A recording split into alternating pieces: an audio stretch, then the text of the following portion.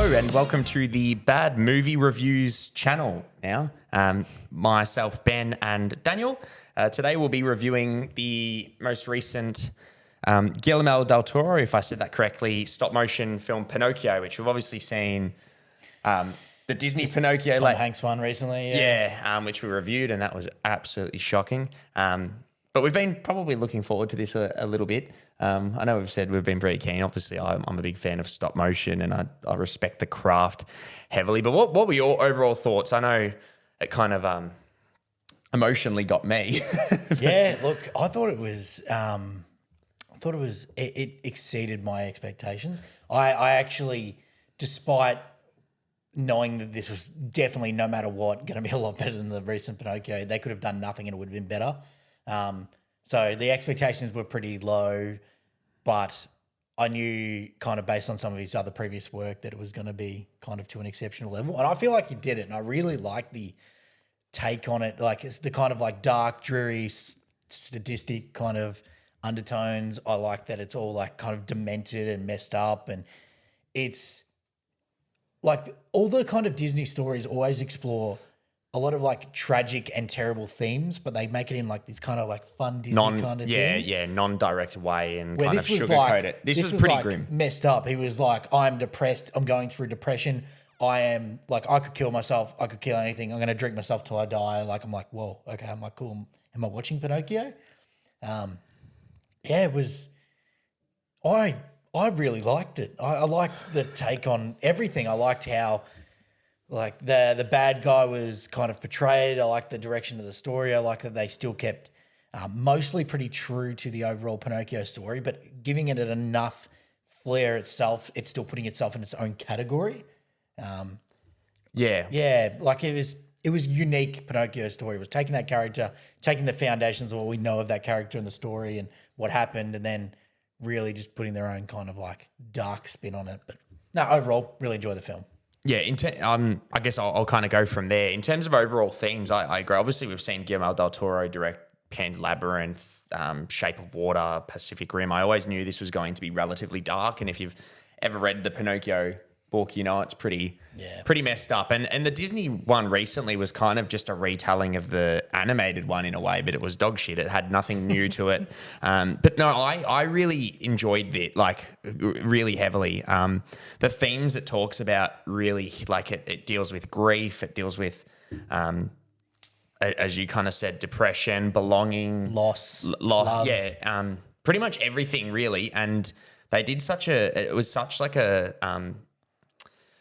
it dealt with it very cautiously. Like it kind of understood that obviously everyone knows Pinocchio in a way is, you know, over the last 100 years, obviously developed into a bit of a children's story, even though it's a bit messed up. But this wasn't really at all. And I do think that I'm intrigued because in our cinema we had little kids and I actually heard the parents being like, are you okay? Like to the little kids, because there's definitely moments and it deals with even like fascist leaders in terms of the film. And there was... Completely forgot about the Nazis.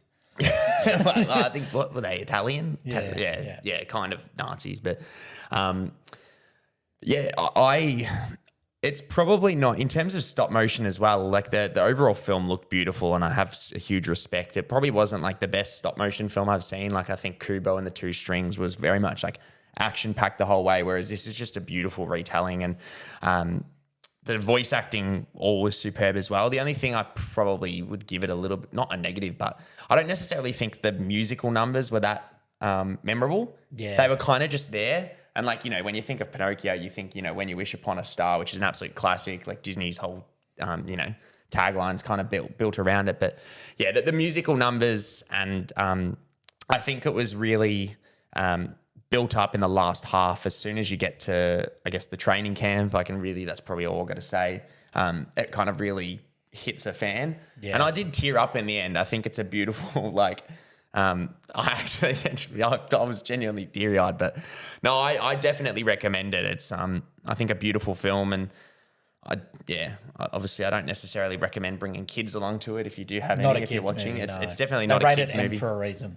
Yeah, it is. Yeah, it's quite, it's very much Del Toro's vision as well. The designs of some of the animals were very much kind of Pan's Labyrinth-like and a bit creepy, and it was dark and dreary at times. But no, I honestly think this is like, obviously Pinocchio, the classic one, you've got a bit of nostalgia for me because I absolutely love that film. But I actually think this is definitely one of the best retellings of it. You have plenty. You have plenty, but in terms of like, there's been Italian-speaking ones, but in terms of English-speaking ones, I thought this was genuinely a great movie. No real, negatives to it. Apart like when you look at obviously the one that came out earlier this year, it's. I'd love to see this kind of take that they've done on a film with kind of like a lot of Disney ones, because like the story of Peter Pan's even like really messed up too in Lost Boys. About someone wanting to not grow up, and even Dumbo's really messed up. Like animal abuse. Like not that. Like I'd love to see that, but I'd really love to see like an honest take on it, like the side that is real about it. Look, really enjoyed this. Definitely worth a watch. I think the stop motion thing also gives another it's usually a 12. It's a kind of a creepier element, but usually if they make a stop motion take on Peter Pan, it might take 2 years to make. It's a little bit longer, but highly recommend it. Let us know what you I guess that's kind of all. We'll leave it there. So obviously we won't jump into spoilers. Everyone kind of knows the gist of it, but definitely recommend. One of the better animation films of the year, and I kind of hope it wins the Oscar for the best animated film. I think it's by far and away the best this year. So that we've seen anyway. We've got Lyle Crocodile coming up, which I'm kidding. I'm taking the piss. What the hell? No, Puss in Boots is the other one. That's really but pretty I think this is kind of locked that away. But definitely recommend. Let us know what you think in the comments below. But other than that, we'll have a review of Strange World going out shortly as well, which is the other Disney animated film. Other than that, we'll catch you next time. Thank you.